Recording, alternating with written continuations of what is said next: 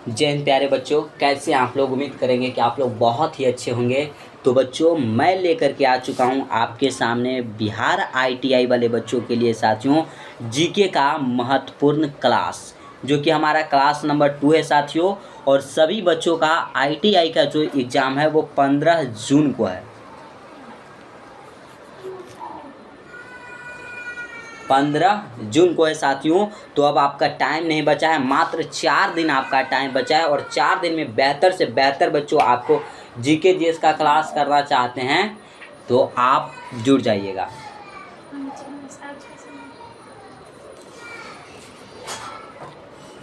तो बच्चों, आप लोग इस क्लास को पूरा देखिएगा और साथियों क्लास में अंत तक बने रहिएगा। अगर हमारा प्रीवियस ईयर्स का क्लास देखना चाहेंगे बच्चों तो एक बार सर्च कीजिएगा GK GS by Mithilesh sir by ITI. ठीक है साथियों, अगर क्लास अच्छा लगेगा, पूरा देखने के बाद अच्छा लगेगा तो सेशन को लाइक कर दीजिएगा और अपने दोस्तों में, भाई बहन, रिश्तेदारों के पास सभी बच्चे शेयर कर दीजिएगा। साथियों, क्लास में अगर कोई दिक्कत हो तो कमेंट बॉक्स में सभी बच्चे कमेंट करेंगे।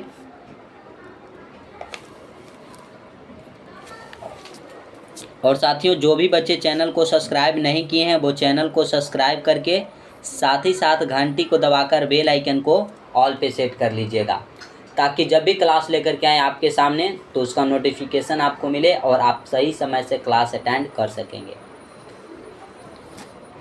और मेरे भाई लोग, पीडीएफ के लिए टेलीग्राम का जो लिंक है, टेलीग्राम का साथियों लिंक है वो डिस्क्रिप्शन में दिया गया है। सभी बच्चे टेलीग्राम से जुड़ जाइएगा। हर एक बच्चे जुड़ेंगे, उनको पीडीएफ क्लास के बाद बहुत ज़्यादा ज़रूरी है। और जो हम क्लास बताने जा रहे हैं साथियों, हर एक प्रश्नों पे आप लोग ध्यान दीजिएगा। हर एक टॉपिक बच्चों, हर एक लम्हे, हर एक लफ्ज़ पे मैं फोकस करूँगा और आपसे एक भी प्रश्न क्लास एग्ज़ाम में नहीं छूटेंगे। और जानते हैं आप लोग, जीके से 50 प्रश्न बच्चों, जीएस से 50 प्रश्न, यानी कि हम 50 प्रश्न की तैयारी करवा रहे हैं तो 2 मार्क्स का होता है। 100 नंबर आपकी तैयारी ऐसे ही हो जाएगी। 50 में 50 लड़ेगा बच्चों, एग्ज़ाम दे कर के आइए।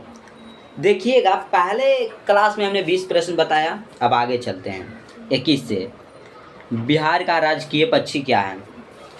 मेरे भाई, बिहार का राजकीय पक्षी आपसे पूछा गया, आप क्या बताइएगा मेरे दोस्त, मेरे भाई, मेरा छोटा भाई बताइएगा। तो ये जो गौरैया आपको दिख रहा है ना, गौरैया, ये बिहार का राजकीय पक्षी है। मोर जो है साथियों, ये हमारा भारत को जानते हैं ना, भारत का बच्चों राष्ट्रीय क्या है? राष्ट्रीय पक्षी है। क्या हो जाएगा साथियों? भारत का राष्ट्रीय पक्षी मोर हो जाता है और बिहार का राजकीय पक्षी गौरैया हो जाएगा। ठीक है, अगला प्रश्न देखिएगा। प्रश्न क्या कहता है? बिहार का राजकीय पुष्प क्या है? पुष्प बोला गया बच्चों तो गेंदा हो जाएगा।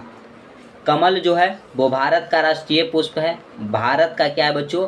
राष्ट्रीय पुष्प है। राष्ट्रीय पुष्प यानी कि फूल। ये सब याद रखिएगा। अगले प्रश्न की ओर चलेंगे साथियों। अगला प्रश्न देखिएगा। बिहार का राजकीय वृक्ष, तो पीपल आप लोग जानते होंगे बिहार का राजकीय वृक्ष है, और बरगद जो है वो भारत का राष्ट्रीय वृक्ष है। राष्ट्रीय है बच्चों, राष्ट्र के लिए है, और जो राजकीय है वो हमारा केवल राज्य में है। ठीक है। क्वेश्चन कहता है अगला कि बिहार में कौन सा पर्व बैसाखी की पूर्णिमा के दिन मनाया जाता है? तो छठ पर्व जो है बच्चों, छठ पर्व जो आपको दिख रहा है, सॉरी बच्चों, बुद्ध पूर्णिमा मेरे भाई, बैसाखी पूर्णिमा को मनाया जाता है बुद्ध पूर्णिमा। अगर पूछा जाए बिहार का सबसे महत्वपूर्ण पर्व बच्चों, तो हमारा हो जाता है छठ पर्व होता है बच्चों। क्या होता है? छठ पर्व हो जाता है, जो कि साल में 2 बार मनाया जाता है। बिहार की विशेष हिंदी उर्दू मिश्रित भाषा कौन सी है? हिंदी और उर्दू बच्चों, हिंदी और उर्दू की मिश्रित भाषा को क्या कहते हैं हमारे बिहार में? तो ये भोजपुरी कहते हैं मेरे भाई। रउआ लोग अच्छे से पढ़ी और एग्ज़ाम में जाई ना रउआ लोग तो बना के आई मेरे भाई लोग, बना ली रउआ लोग। छूटे के ना चाहिए आप लोगों से एक भी प्रश्न। कैसन हाल बा सब बताई।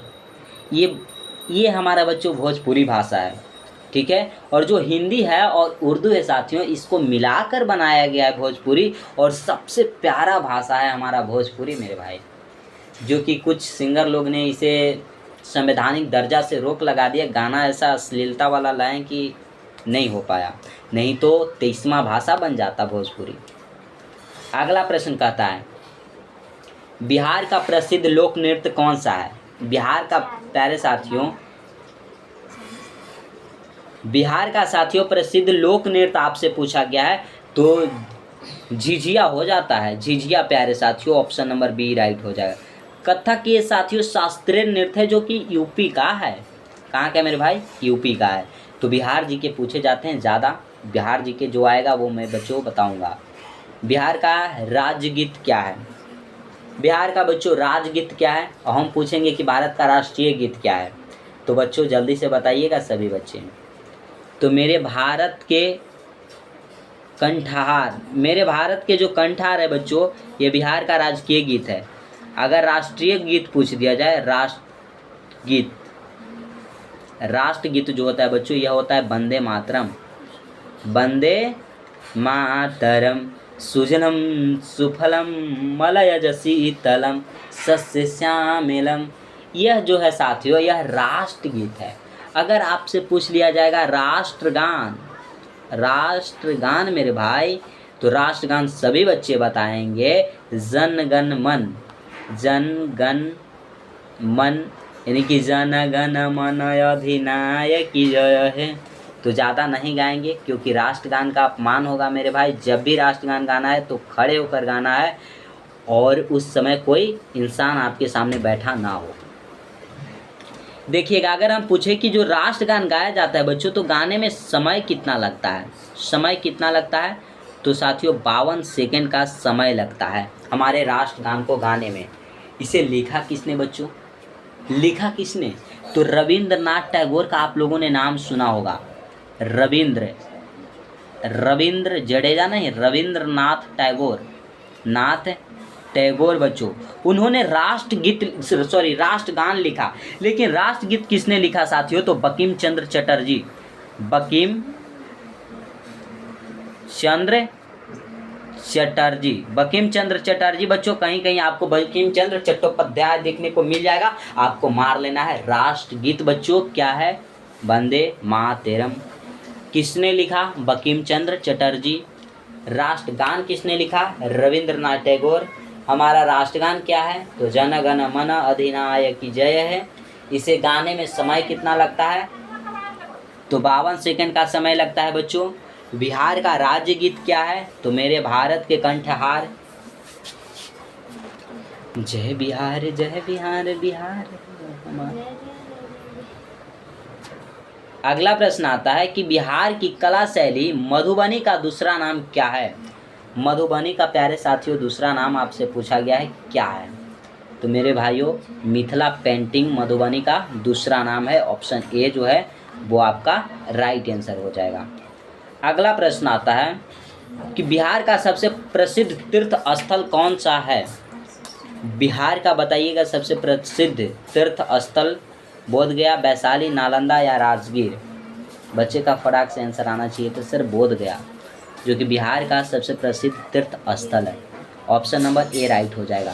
नालंदा में बच्चों नालंदा विश्वविद्यालय है, नालंदा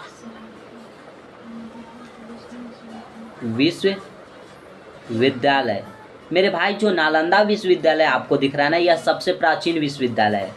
तो आपसे ये क्वेश्चन पूछा जाएगा, ये देखिएगा बच्चों एग्जाम में छपने वाला प्रश्न है नालंदा विश्वविद्यालय से, कि नालंदा विश्वविद्यालय को बनवाया किसने? तो मेरे भाई कुमार गुप्त ने, ठीक है। नालंदा विश्वविद्यालय को जलाया किसने? तो बख्तियार खिलजी ने नालंदा विश्वविद्यालय को जला डाला। और बख्तियार खिलजी का एक शासक था बच्चों अली मर्दा, जिसने उसकी हत्या कर दी थी। ये सब याद रखिएगा। अगला प्रश्न, बिहार में छठ पूजा का आयोजन किस नदी के किनारे प्रमुख रूप से मेरे भाई होता है? बताइएगा, प्रमुख रूप से किस नदी के किनारे होता है? तो साथियों आप लोग जानते होंगे गंगा, कोसी, सोन, गंडक, आप सभी बच्चे बताइएगा।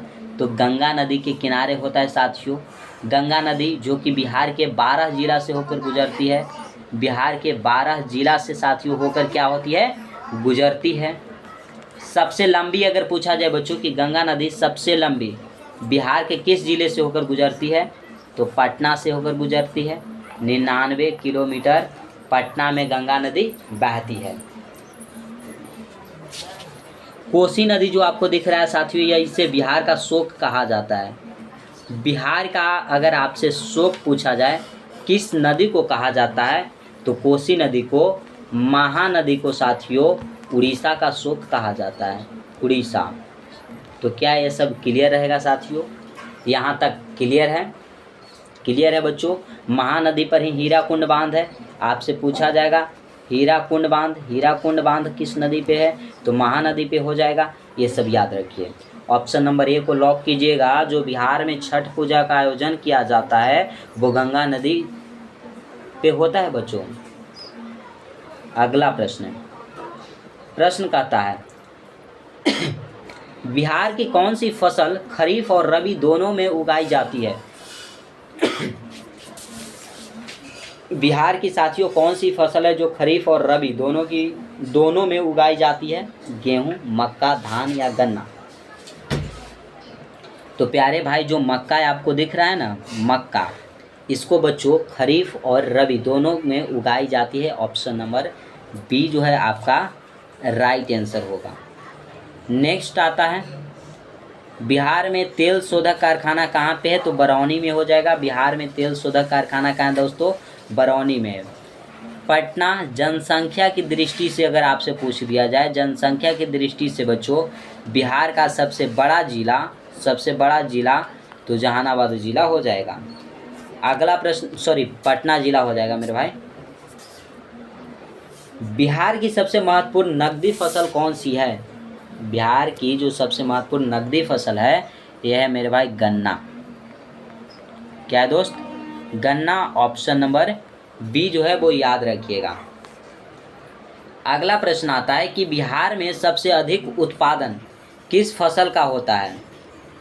बिहार में जो है मेरे भाई सबसे अधिक अगर पूछा गया आपसे कि उत्पादन जो है किस फसल का होता है, तो आप लोग बताइएगा फटाफट से कमेंट बॉक्स में। सभी बच्चे का आंसर आना चाहिए था। गेहूं, धान, मक्का या जौ? क्या हो जाएगा आंसर? जल्दी से बताइएगा सभी बच्चे। तो जो धान है बच्चों बिहार में सबसे अधिक मात्रा में उपजाने वाली फसल है। ऑप्शन नंबर बी आपका राइट हो जाएगा, पैडी मतलब बच्चों धान होता है। अगला प्रश्न बिहार में कौन सी नदी पर बहुउद्देशीय परियोजना का निर्माण कार्य किया जाता है? कौन सी नदी है जिस पे बहुउद्देशीय परियोजना का निर्माण कार्य किया जाता है साथियों? तो ये नदी हो जाएगा कोसी, जिसे बिहार का शोक कहा जाता है। गंगा जी जो कि साथियों भारत की सबसे लंबी नदी है। भारत की सबसे लंबी नदी अगर आपसे पूछा गया है तो गंगा हो जाएगा। 2525 किलोमीटर इसकी बच्चों लेंथ है, यानी लंबाई है। ठीक है। अगला प्रश्न कहता है कि बिहार में कितने औद्योगिक क्षेत्र हैं? बिहार में साथियों औद्योगिक क्षेत्र की संख्या कितनी है? तो साथियों 9 है। ऑप्शन नंबर सी राइट हो जाएगा। 9 औद्योगिक क्षेत्र हैं। बिहार में प्रमुख ताप विद्युत परियोजना कौन सी है? प्रमुख ताप विद्युत परियोजना जो है बच्चों वो बरौनी ताप विद्युत परियोजना है। ऑप्शन नंबर ए आपका राइट आंसर होगा। नेक्स्ट आता है बिहार की अर्थव्यवस्था मुख्य रूप से किस पर आधारित है? बिहार की जो अर्थव्यवस्था है बच्चों यह मुख्य रूप से कृषि पे आधारित है। बिहार में अधिकांशतः लोग साथियों कृषि पे निर्भर हैं। हमारी अर्थव्यवस्था बिहार की कृषि पर ही निर्भर करती है। कृषि जो क्षेत्र है बच्चों इसे प्राथमिक क्षेत्र कहते हैं। प्राथमिक क्षेत्र है। द्वितीयक क्षेत्र को साथियों सेवा क्षेत्र और तृतीयक क्षेत्र को औद्योगिक क्षेत्र कहते हैं। ये सब याद रखिएगा सभी बच्चे। हर एक पहलू पे बच्चों हर एक लम्हे पर लिखना अच्छा नहीं होता। आप लोग याद रखिएगा 4 दिन टाइम बचा है, बेहतर से बेहतर एग्जाम की तैयारी कर लीजिए। बिहार में चीनी उद्योग का प्रमुख केंद्र कौन सा है? चीनी उद्योग का प्रमुख केंद्र आपसे पूछा गया है, कौन सा है? तो साथियों मोतिहारी। क्या हो जाएगा? Motihari, option number B right होगा। अगला आता है कि बिहार में मछली उत्पादन में कौन सा जिला अग्रणी है? मछली उत्पादन में साथियों कौन सी जिला अग्रणी है? तो दरभंगा हो जाता है आपका, ठीक है, ऑप्शन सी राइट है। नेक्स्ट है, बिहार का उच्च न्यायालय कहाँ स्थित है? तो बिहार का जो उच्च न्यायालय है साथियों यह पटना में है। पटना में बच्चों गोलघर का निर्माण कब हुआ? गोलघर जो है पटना में बच्चों, इसकी स्थापना कब हुआ? स्थापना कब हुआ साथियों? तो 1916 ईस्वी में हुआ था। ये किस लिए बनाया गया था? तो अनाज रखने के लिए, अनाज को बच्चों रखने के लिए पटना में गोलघर का निर्माण कराया गया था। क्लियर हो जाएगा। अगला प्रश्न, अभी तक शेयर नहीं किए तो अपने दोस्तों में शेयर कर लीजिएगा बच्चों, सेशन को लाइक कीजिए, चैनल को सब्सक्राइब कर लीजिएगा सभी बच्चे, ठीक है। अगला प्रश्न, बिहार विधानसभा में कितने सदस्य हैं? बिहार में बच्चों जो विधानसभा है उसमें सदस्य की संख्या 243 है। कितना है बच्चों? 243 हो जाएगा, 243। नेक्स्ट आता है कि बिहार विधान परिषद में कितने सदस्य हैं? कितने सदस्य हैं बच्चों ये बताइएगा। तो हो जाएगा 75 सदस्य हैं, ऑप्शन नंबर ए जो है आपका राइट आंसर हो जाएगा। आगे आता है, बिहार की राज्य भाषा क्या है? तो बिहार की राज्य भाषा साथियों हिंदी है, जिसकी लिपि पूछा जाए तो देवनागरी हो जाएगी, देवनागरी लिपि, ठीक है। हिंदी और उर्दू की सम्मिलित भाषा कौन सी हो जाएगी? भोजपुरी हो जाएगी। ये सब आप याद रखिएगा। बिहार की दूसरी राजभाषा, पहली तो आपने जान लिया बच्चों की हिंदी है, लेकिन दूसरी जो राजभाषा है वो उर्दू है। क्या है दोस्तों? उर्दू है। बी आपका राइट आंसर होगा। नेक्स्ट है, बिहार का गठन कब हुआ? तो 1912 ईस्वी में बच्चों बिहार जो है वो बंगाल से अलग होकर बिहार नया राज्य बना और बिहार का गठन हुआ है। ऑप्शन ए जो है वो राइट हो जाएगा, 1912। हमारा देश जो है स्वतंत्र बच्चों, स्वतंत्र कब हुआ? तो 1947 में। 1950 में गणतंत्र हुआ था भारत। क्लियर है दोस्तों। अगला प्रश्न कहता है कि बिहार को झारखंड से अलग कब किया गया था? बिहार जो है साथियों यह झारखंड से ही अलग हुआ है, लेकिन कब हुआ? 15 नवंबर 2000 ईस्वी को बिहार से झारखंड अलग हुआ। ऑप्शन बी राइट आंसर हो जाएगा। अगला आता है आपका, बिहार का पहला मुख्यमंत्री कौन था? तो श्री कृष्ण सिंह, जो कि बिहार के प्रथम मुख्यमंत्री थे, जिनको बिहार केसरी कहा जाता है बच्चों, बिहार केसरी कहा जाता था। अभी फिलहाल में बच्चों बिहार केसरी हैं खान सर को बच्चों बिहार केसरी कहा जाता है, ठीक है। नीतीश कुमार, वर्तमान बिहार के अगर सीएम की बात किया जाए, चीफ मिनिस्टर ऑफ बिहार, तो श्री नीतीश कुमार जी, जो कि इतिहास में बच्चों एक ऐसे मुख्यमंत्री ये हैं जिन्होंने अपने कार्यकाल में 9 बार शपथ ग्रहण किए हैं। कितने बार साथियों? 9 बार शपथ ग्रहण कर लिए हैं, जो ऐसा कोई भी नेता, कोई भी सांसद, विधायक ऐसा नहीं किया है जो कर चुके हैं। लालू यादव पूर्व बच्चों मुख्यमंत्री रहे हैं। अगला प्रश्न कहता है कि बिहार में ऑपरेशन कोबरा का उद्देश्य क्या था? बिहार में साथियों जो ऑपरेशन कोबरा था उसका उद्देश्य था कि माफिया गिरोहों को ख़त्म करना। ऑप्शन ए जो है वो राइट आंसर हो जाएगा। आगे आता है आपका प्रश्न, बिहार में ऑपरेशन धनवंतरी का उद्देश्य क्या था? तो बिहार में साथियों ऑपरेशन धनवंतरी का उद्देश्य था नकली दवाओं को रोकना। और ये रहा बच्चों आज का लास्ट प्रश्न, बिहार का राज्य प्रतीक क्या है? तो जो बोधि वृक्ष है बच्चों, बोधि वृक्ष, इसी वृक्ष के नीचे भगवान बुद्ध को ज्ञान की प्राप्ति हुई थी। किनको साथियों? भगवान बुद्ध को ज्ञान की क्या हुई थी बच्चों? ज्ञान की प्राप्ति हुई थी। कब? तो बच्चों ये बीसी ईसा पूर्व की बात है। ये बोधि वृक्ष जो है वो कहाँ है? यह बोध गया में है मेरे भाई, बोध गया में है। भगवान बुद्ध की अगर जन्म की बात किया जाए बच्चों, तो 583 बीसी में हुआ था। 583 बीसी में लुम्बिनी नेपाल में बच्चों। मृत्यु कब हुआ? मृत्यु बच्चों 463 बीसी में हुआ था। ये सब याद रखिएगा सभी बच्चे। अगर बच्चों ऐसा प्रश्न आपके एग्जाम में आता है तो आपसे छूटना नहीं चाहिए, ठीक है। तो आज यहीं तक रखेंगे। सेशन अच्छा लगा हो तो सभी बच्चे लाइक कीजिएगा, अपने दोस्तों भाई बहन रिश्तेदारों के पास शेयर कीजिएगा। बच्चों कोई भी प्रॉब्लम हुआ होगा इस क्लास में तो कमेंट बॉक्स में सभी बच्चे कमेंट करेंगे। चैनल को जो भी बच्चे सब्सक्राइब नहीं किए हैं वो चैनल को सब्सक्राइब कर करके साथ ही साथ घंटी को दबाकर बेल आइकन को ऑल पे सेट रखिएगा, ताकि जब भी क्लास लेकर के आएँ तो उसका नोटिफिकेशन आपको मिले और आप सही समय से क्लास अटेंड कर सकेंगे। पीडीएफ चाहिए मेरे भाई, तो हमने आपको कहा है कि टेलीग्राम का जो लिंक है हमने डिस्क्रिप्शन में दे रखा है। सभी बच्चे टेलीग्राम से जुड़िए, और नहीं तो टेलीग्राम पे जाकर के सर्च कीजिएगा मोटिवेशन गुरु मिथिलेश। आप वहाँ से टेलीग्राम पे जुड़ जाइए और बेहतर से बेहतर तैयारी कीजिए बच्चों। क्लास के बाद पीडीएफ रिवीजन बहुत ज़रूरी है। आप पीडीएफ रिवीजन करते हैं तो हर एक प्रश्न आपके शिकंजे में होगा, आपसे एक भी प्रश्न एग्ज़ाम में नहीं छूटेंगे। क्लास करने के बाद ना मेरे भाई एग्ज़ाम हॉल में बैठेंगे आप तो 50 जीके का प्रश्न रहेगा, जीके का प्रश्न रहेगा, आप 50 में से 50 करके आइएगा।